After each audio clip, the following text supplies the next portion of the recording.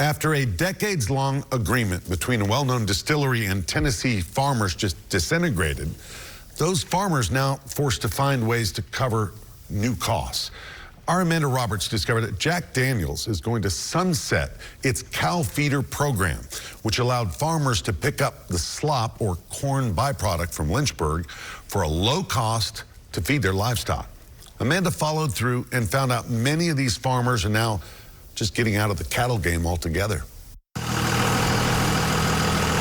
We're in the drive-thru here where farmers actually come and load their cattle.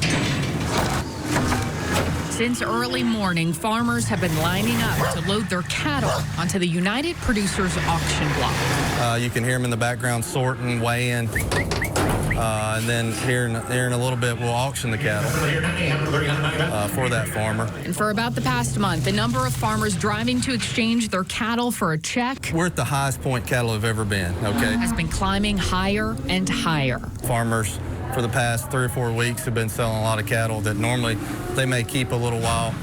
One of the reasons Jack Daniel's is doing away with the cow feeder program, a program that allowed farmers in Moore and surrounding counties to pick up slop, a corn byproduct to feed their cattle for little or no money. To lose that, you know, in a community like this, it's detrimental to the future of our country.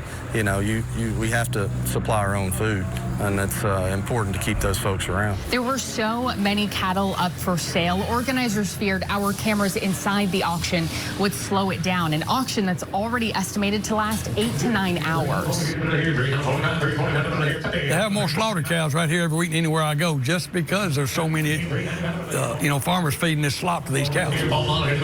No, it's competitive. While it may be good for business now, it's really going to affect this part of the world right here where the slop is. There'll be a lot of them quit, and there'll be a lot of them just do something else. Even those in the business fear farmers selling their herds will have consequences, especially for Tennessee's agriculture and eventually how much it costs to put food on your table. We put corn in the ground and pray for rain, right? And we're just hoping it grows. And cattle's kind of the same thing. There's 50 trailers in this parking lot, and that's where their food's coming from. Reporting in Fayetteville with photojournalist Bud Nelson, I'm Amanda Roberts for News Channel 5.